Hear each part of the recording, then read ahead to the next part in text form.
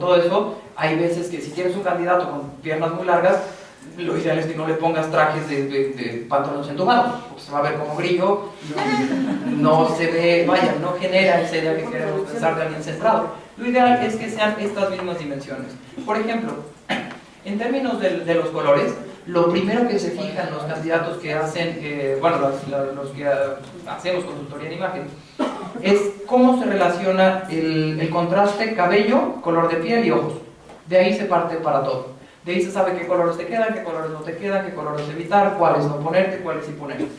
Por ejemplo, este fue un estudio para unas candidatas a diputadas locales del PAN. A las güeritas les quedan muy bien este tipo de colores, que son colores primavera cálidos. A las güeritas les quedan muy bien los verdes, los amarillos, los rojos. ¿Se acuerdan de esa marca Tommy Hilfiger? Está pensada para las güeritas y para los güeritos. A nosotros los mexicanitos no nos quedan.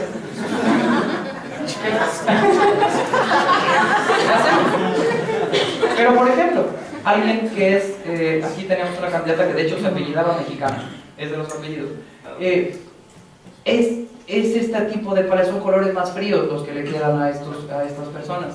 Esta es la paleta para una persona que tiene las características clásicas que casi todos los mexicanos tenemos, salvo la güerita esa.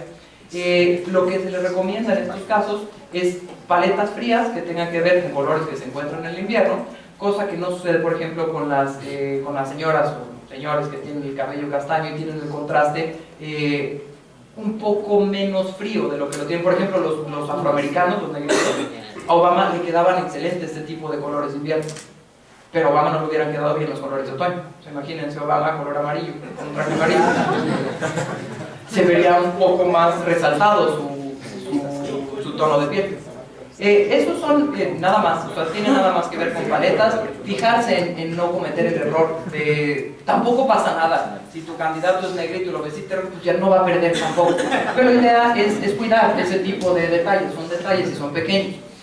Por ejemplo, cuando se les compra el uniforme de campaña, un consejo que creo que se nos hizo muy valioso es: cómprale a tu candidato una camisa blanca, que siempre traiga una camisa blanca y con botones, esas que se llaman soft roll, y otra cosa, que sean de las que no se planchan, se llaman non-iron. Esas camisas son de batalla. Puedes estar en el campo en donde tú quieras cruzar, bueno, ya para eso no están hechas, pero la idea es que no se arrugan y nunca se ven arrugadas. El candidato nunca se ve arrugado, eso es lo más importante, y nunca desalineado. Otro consejo, por ejemplo, cuando el candidato tiene un candidato muy delgado, si le ponen trajes y camisas abultadas va a parecer saco de papas. Se tiene que comprar la camisa slim, cada marca tiene su propio corte, pero lo ideal es que sean camisas más entalladas. Si su candidato es más voluminoso y más repuestito, camisas de corte regular. Eso es lo primero. Otra cosa, por ejemplo, ahí...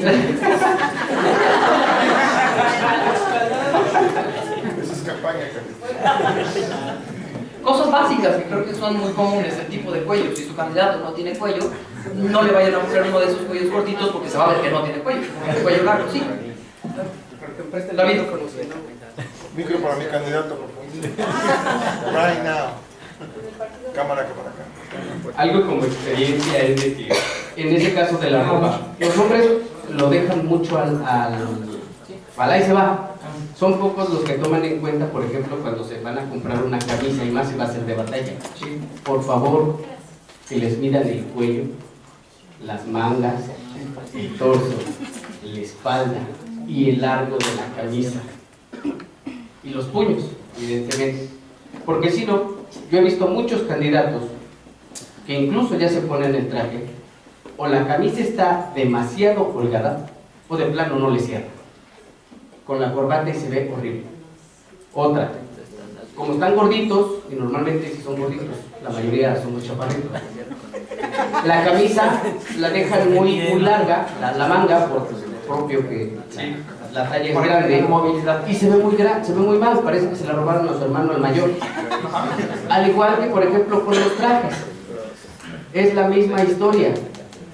También hay que tener mucho cuidado con esa parte, porque a veces una de las técnicas es precisamente a la hora de que se compran un traje, en este caso que hay que cuidarlo mucho, es de que les quede perfectamente bien. Y si están medios, o algunos están medio expansioncitos, pues simplemente cerrarlo completamente, y de igual forma alzar los hombros, si te genera una X, es que necesitas uno más amplio. Y eso es es, chica. por ejemplo, con los que tienen un vientre un poco más abultado, la idea es que nunca sean, o tenemos también, que sean sacos nunca de 3 botones, de 2 botones, por ejemplo. Son cosas muy básicas, pero que ayudan mucho. Y si tiene un candidato que tiene cuerpo de cola de perro, pónganle 3 botones. Y si pueden chaleco, si es una ocasión formal, porque eso ayuda a esconder la falta de volumen, por así decirlo. Vamos a seguir. ¿Algo más? Perdón, David, no sé si te interrumpí. No, seguramente van a estar saliendo. Perfecto, y si salen, por favor, adelante. En términos de este es un caso que quisiera... Okay. ¿Se acuerdan de la diputada? Pero sigue siendo diputada. Ella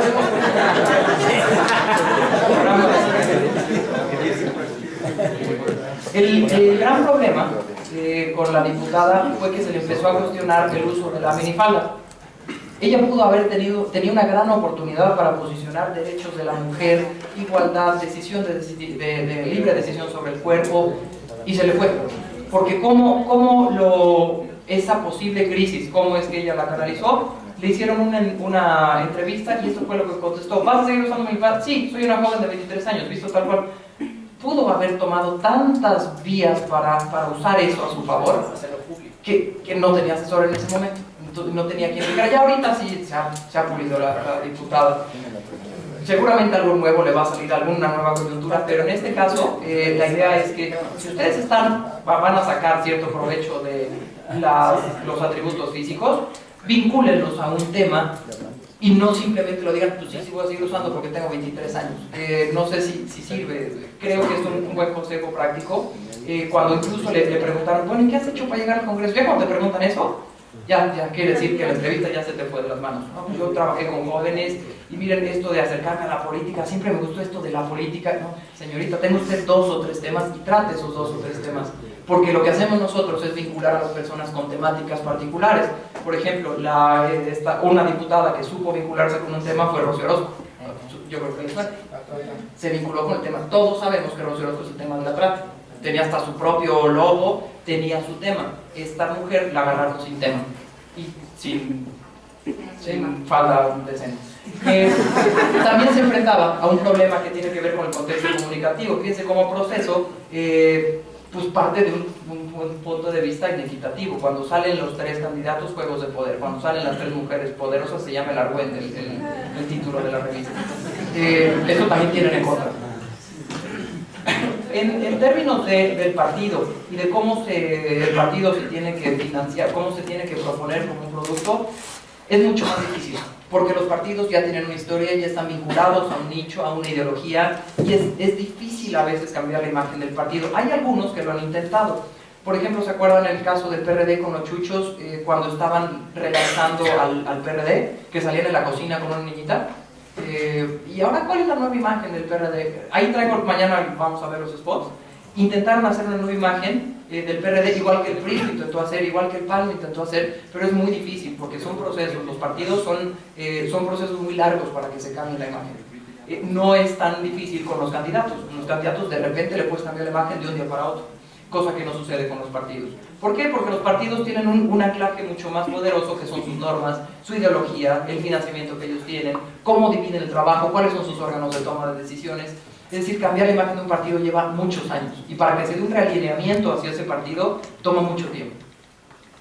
En términos del precio, yo creo que esta es la parte más complicada de la mercadotecnia política, porque responde a una pregunta que nadie se ha podido contestar de manera correcta, y no creo que haya una respuesta correcta. La pregunta es, ¿por qué vota la gente? ¿Alguien tiene una idea de por qué vota la gente?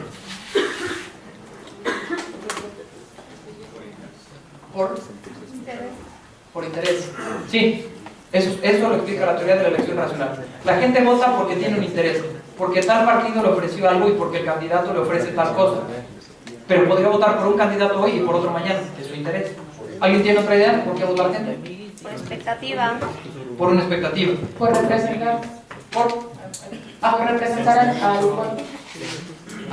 Por un sentimiento de nación y de que tengo que tener a alguien que me represente. Sí. Por imitación. Por imitación, claro que sí. También hay mucha gente que, de acuerdo a cómo votaron sus amigos y cómo está la moda, pues ahora le ofreces el pan, ¿no?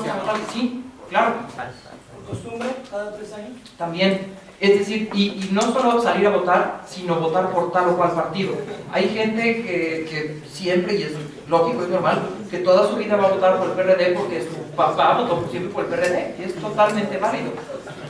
Todo eso se ha desarrollado a partir de las 3 grandes teorías de la mercadotecnia política orientadas a la razón del voto. Por el corazón, sí, en efecto. Las 2 primeras escuelas de la teoría del voto parten de que el voto no es nacional, que el voto es o colectivo social o simplemente por un anclaje emocional que se tiene con tal o cual partido. El primer modelo, que son el modelo sociológico y psicosocial, son estos.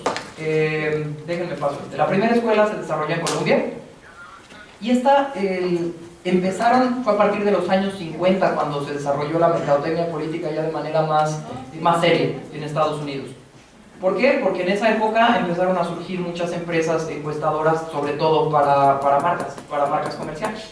En la época de los 50, 60 es como cuando empezaba la mercadotecnia en términos generales y la publicidad, y cuando se tuvo un auge de esto. Esta primera escuela, que se desarrolló en la Escuela de Colombia, por eso se llamó así, llegaron a una conclusión. Hicieron un estudio de las elecciones en Nueva York, en Nueva Jersey, y ellos estaban preocupados por una cosa, que fue una preocupación general de la gente. ¿Cómo es que los medios influyen en las decisiones que tomamos? Es decir, si vemos el comercial de Palacio y nos dice que vamos a ser exitosos, ya por eso compramos un Palacio. Este es el mismo caso. Los estudiosos de esto eran Berelson y Lazarson, y ellos se preguntaban qué tanta influencia tienen los medios sobre la gente y sobre cómo vota. ¿A qué conclusión llegaron? En ese estudio que hicieron sobre la campaña de 1940, le preguntaban a los electores sobre los partidos que iban a competir en las campañas. Lo que arrojó ese estudio era que la gente no tenía y no se veía influenciada en lo más mínimo por los medios de comunicación. Es decir, su voto venía definido ya desde antes y las campañas de nada servían. Se le llamó la teoría de los efectos mínimos. Porque las campañas no te convencen de nada, según ellos. O sea, ellos llegaron a la conclusión de que por más dinero que te gastes y por más que saques tu spot y tu anuncio, no vas a cambiar. La gente ya tiene una definición del voto. Y se da precisamente por lo que decían acá, se da por relaciones sociales. Si tú perteneces a tales o cuales grupos y en esos grupos el partido que más ataduras tiene con esos grupos es tal, vas a votar por ese partido, sin importar lo que te digan los medios y sin importar que te intenten mover la cabeza. El argumento es que el voto tiene una explicación grupal. Son los grupos, son las adscripciones las que te hacen votar por tal o por cual partido. Una técnica de campaña que se usó recientemente fue la de, creo que la platicamos, fue de dar DVDs a un vecino muy conocido. Tú ibas, lo que se hacía es que en la campaña tú llegabas y decías, veías que David era muy conocido entre los vecinos, y decías, ¿qué crees, David? Yo como candidato quiero acercarme a ti, pero el objetivo es el siguiente: quiero compartirte este video, aparte te regalo tu DVD y te regalo tu cañón, para que lo compartas tú con tus vecinos. Invítalos a tu casa y muéstrales este video, a ver qué opinan. Entonces se le daba a David el DVD, invitaba a los vecinos, y la gente empezaba a socializar el voto ahí adentro de esa casa en donde David los había invitado y los había metido en la temática. Es decir, ellos apelaban a que el voto no tienes que convencer a la persona, no tienes que decirle, ven, vota por mí. No, déjalo que el grupo, que la corriente lo jale, por así decirlo. Sigan. Micrófono para Carlos.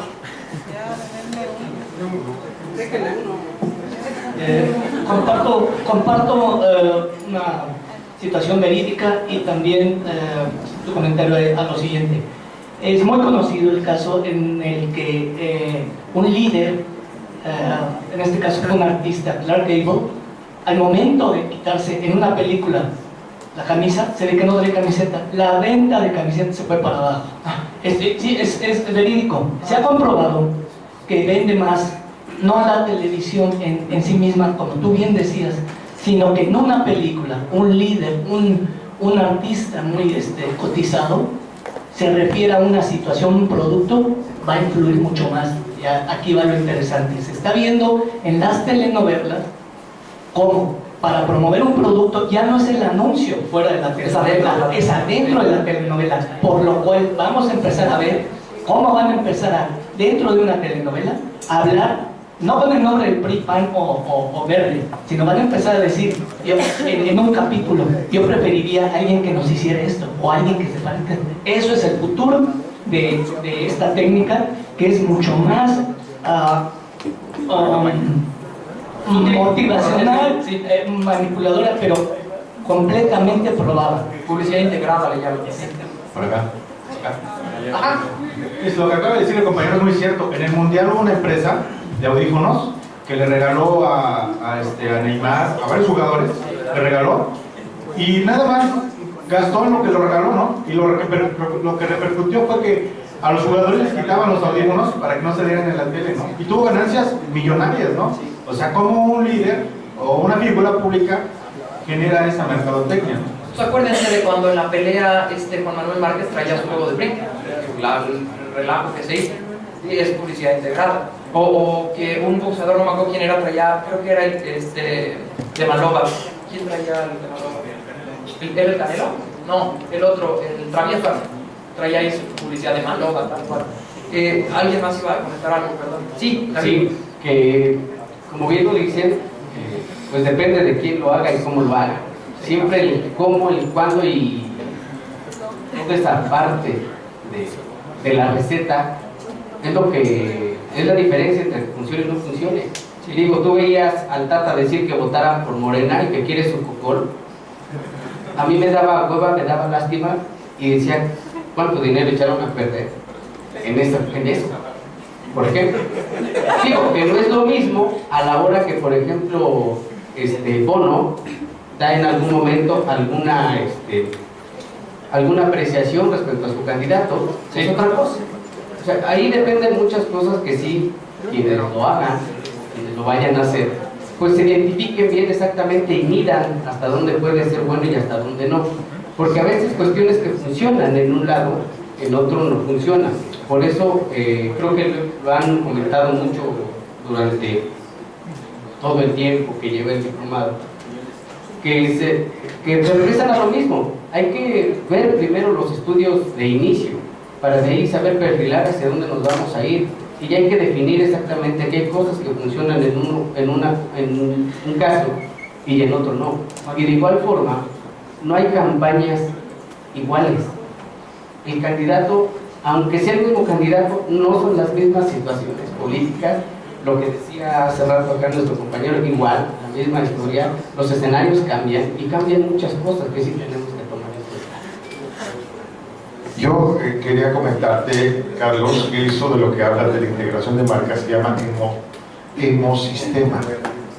Es un sistema integrado a base de emociones en donde integras un producto y no pasa nada más en la televisión, pasa en el cine y pasa todos los días y ha pasado toda la vida. Tiene su grado de efectividad, exactamente, pero para el sector que está totalmente enfocado. Si bien es cierto, hace una semana lo decíamos, que uno de los factores importantes para que cambiara la ideología de México sería que cambiara el Canal 2 y desapareciera o dejara de pasar telenovelas. Entonces, a partir de ese momento podríamos cambiar mucha de la ideología del mexicano y tendríamos que desaparecer la Coca-Cola. Pero el problema no es desaparecer la Coca-Cola. El problema es que las mamás y los papás tenían que enseñarle a los niños primero a ser papá y mamá y no enseñarlos a decir Coca-Cola.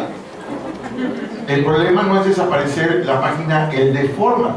El problema es enseñarle a mucha gente que entra en internet que cree que todo lo que pasa en internet es cierto. El problema no es desaparecer los Oxxo, los 7-Eleven y la minata de Chamilpa que vende caguamas hasta las 3 de la mañana.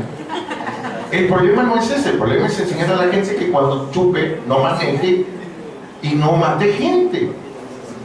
O sea, hoy creo que más allá de involucrarnos en qué va a pasar cuando hagan esto, no, yo creo que tenemos una gran oportunidad y recordar el primer módulo que tuvimos en este diplomado.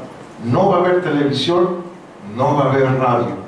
Y habrá que enfocarnos al sector en donde el escenario del candidato le beneficie, enfocar las baterías, poner todos los huevos en la canasta y definir cuál va a ser el medio de y a la campaña también. Exactamente, porque habrá campañas y habrá candidatos que no sirven, o sea, ya no hay televisión, ya no hay radio, y habrá que ver dónde está la creatividad a través del internet, a través de esta cercanía que no tiene precio y que no se le puede quitar a nadie. De acuerdo. Y de ese ángel, yo creo que eso es importante, pero sí habrá que involucrarnos definitivamente. Quiero citar algo simplemente muy rápido.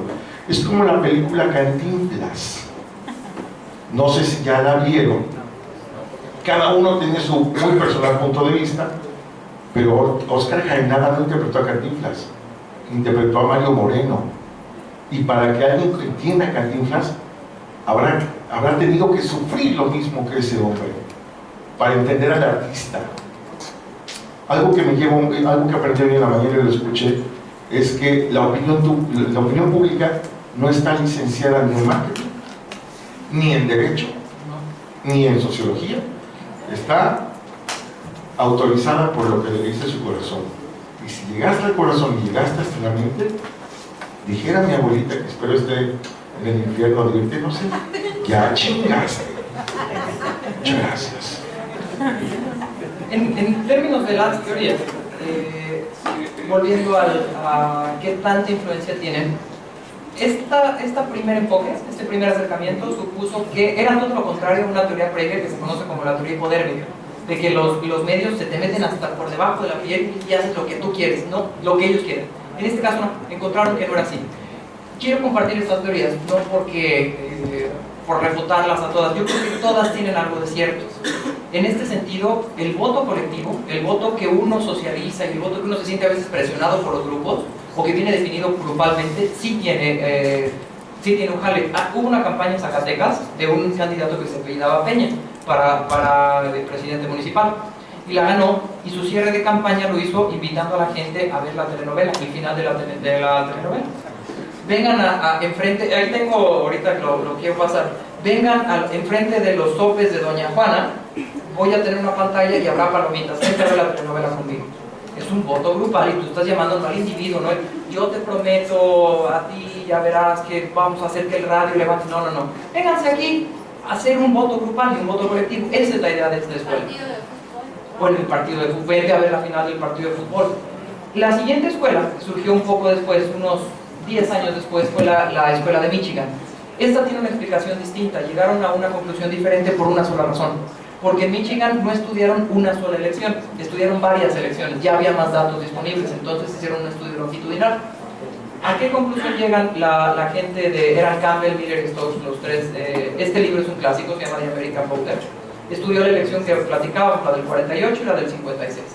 El modelo de Michigan es muy sencillo. Déjenme aquí es donde se centra el argumento. El voto se define por la orientación partidista, es decir, la política es algo muy complejo. Nosotros difícilmente entendemos todo lo que se trata todos los días, tenemos un seguimiento, tenemos asesores que nos hablen a las 5 de la mañana a decirnos qué temas están hoy, y es muy difícil que entendamos toda la política. Y nosotros que tenemos cierto interés, imagínense a alguien, como decían hace rato, pues no tenemos tanto interés y no pasa nada, no es que seamos malos mexicanos, simplemente o no tenemos el tiempo o no tenemos el interés. ¿Para qué sirven los partidos según este modelo? Para ayudarnos a entender la política. A nosotros viene el PRI y nos dice la política es así, el PAN nos dice la política es así, nos ayuda a entender, son mecanismos heurísticos. Eso significa que nosotros vamos generando cierta afección por los partidos, nos vamos acercando a los partidos de una manera sentimental. Sin embargo, se dio un fenómeno que ellos definieron como la homing tendency, que a lo largo del tiempo tenemos un partido al que queremos mucho, pero de repente nos podemos ir. ¿Por qué pongo un gato? Porque cuando yo era chico, teníamos un gato y mi hermano le gustaba tirarlo del cuarto piso. Pero el maldito gato siempre regresaba. ¿Por qué demonios regresa este güey si lo van a tirar otra vez? Bueno, eso pasa con el votante, de acuerdo a esta teoría. Te puedes ir porque un candidato te llamó la atención. Eso hicieron los demócratas y votaron de repente republicanos, pero regresaron y se mantuvieron siempre demócratas. Solo hubo un candidato que les llamó la atención y por eso pudieron migrar, pero iban a volver. Esto significa dos cosas. En primer lugar, que los partidos influyen mucho en nuestro voto. Es un afecto que le tenemos a los partidos, y los ciudadanos, los votantes, no somos tan promiscuos. Podemos de repente irnos a tener nuestra aventurilla, pero vamos a regresar. Lo importante aquí es que las campañas pueden ser lo suficientemente llamativas para que tú atraigas en una sola elección a los votantes que no hubieran votado por ti. Esta idea rompe con la idea del voto duro, de que el priista siempre va a votar PRI. No, a lo mejor hubo un año 2000 en donde el priista votó PAN, después regresó a ser priista, pero esta teoría explica en términos longitudinales las variaciones en los comportamientos electorales. ¿Ibas a decir algo? Micrófono para...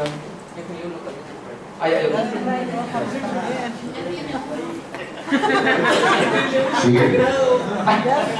Esto significa que este proceso que al día de hoy estamos viviendo en Morelos y que ya vimos en México, pero que de alguna otra manera nos negamos, y digo negamos porque todavía se cuestiona del ¡ay, pinche Peña ganó! ¿Pero por qué ganó? Y la parte concienzuda y analítica dice, güey, ganó con 19 millones de votos, ya que lo cuestionas, cabrón.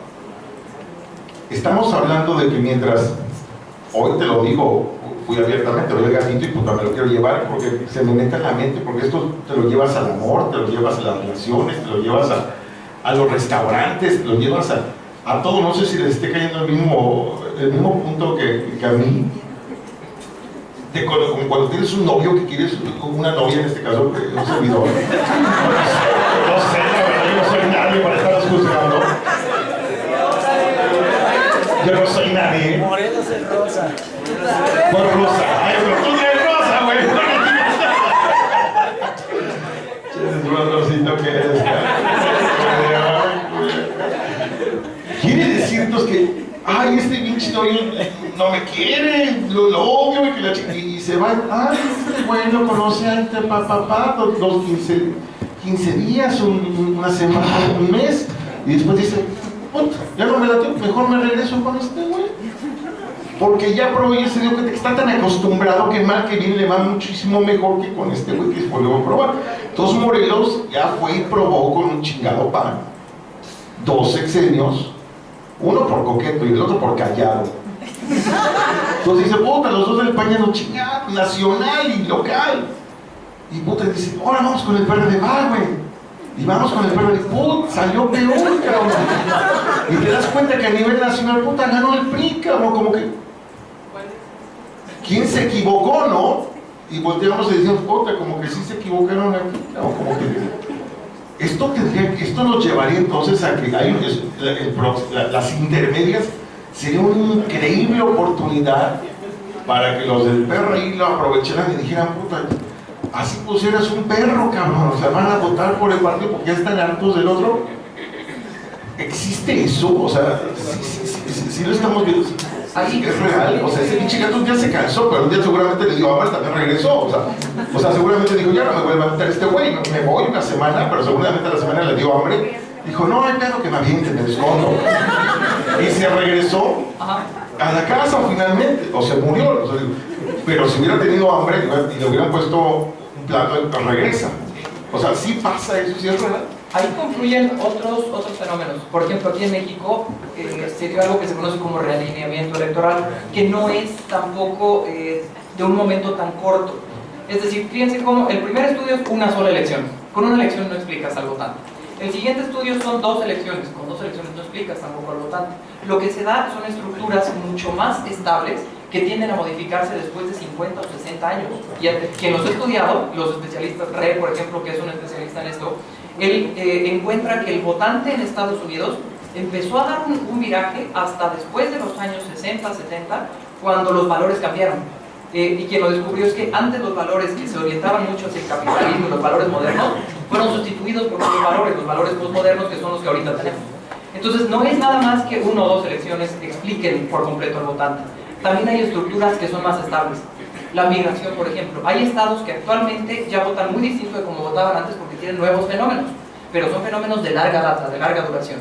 Esto explica periodos intermedios de tiempo, pero fenómenos de larga data tienen que hacerse estudios un poquito más concienzudos y un buen analista los tiene en cuenta. Sí. O de lo que hablábamos hace ratito, ¿no? De lo que hablábamos hace ratito, que te comentaba que hay municipios donde no hay una estabilidad no tienes un voto volátil y que no se va a estabilizar en un buen rato. O sea que un sexenio gana, un trienio gana el PRI, el otro el PAN, el otro el PRD, el otro el verde, y así puede ir variando, ¿no? Y no tienes una estabilidad ni por un candidato ni por un partido. Y así va a seguir siendo. La teoría diría que se tendría que estabilizar en algún momento por algún partido. Lo dice la teoría, pero pues ya ven que la teoría, el mundo no se ha enterado que está dividido en teorías todavía. Entonces yo creo que tiene algo que ver con eso. ¿Sí? Sí, Sergio, yo me quisiera centrar en algo muy importante que para muchos de nosotros, en el ámbito municipal, tal vez estatal, va a ser definitivo lo que tú hablabas y creo que esto es medular para